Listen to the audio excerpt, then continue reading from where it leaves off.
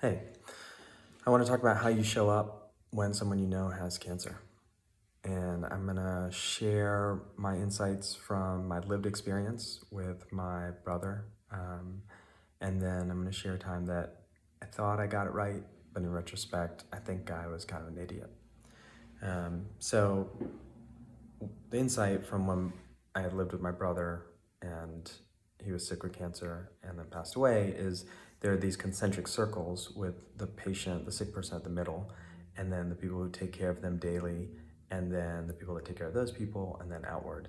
And you can't accurately assess where you stand there. Um, and I'll talk about why later. But I think if you can't accurately assess where you stand, then you just got to show up and let them set the tone. And the time that I thought I got this right, but then in retrospect, I totally messed up. Um, there's a buddy of mine who had pancreatic cancer, which is one of those ones that moves fast. And I thought that I wasn't worthy of the time um, with him in these last days and that he should be with his family. And we had drifted, right, is what I convinced myself. And we did have this great phone call, a goodbye call.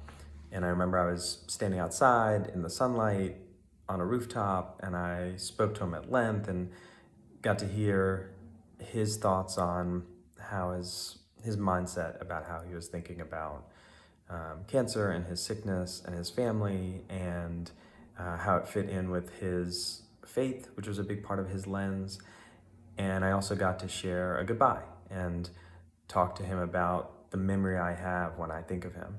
And I think it was kind of an explicitly, and when I do think of you, I will think of this memory. And it was this memory of us, playing in sparkling summer camp lake and being just total goofballs and making campers laugh. And that was like a great part of our relationship and our friendship.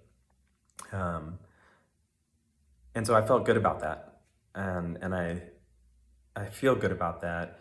And yet after being with my brother, I realized that when you're sick in that way and death is perhaps imminent, then time works a little bit differently. And it's a little bit more like a flat circle, right? Like time is a flat circle kind of thing, where if you were in one of those concentric circles at some point, then still be you might still be in one of those concentric circles. And that buddy of mine, the one that had pancreatic cancer, I was in his wedding, right? So I wish I had just shown up and let him dictate where how I could best be there for him, right?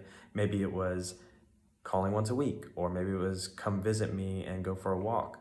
Or maybe he would have let me know which concentric circle I was on, right? And that I should call and check in on his mom or show up in some way like that. So I think those are the insights that I had, right? Is that time moves differently when you're sick in that way.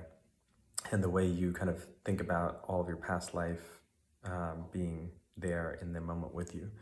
And so be aware of the concentric circles and that as a framework, and then show up and let them tell you where you fall on that concentric circle, so that you can show up as best you can for them or the people outward from them helping. And that would be my lived experience. So I hope that's helpful.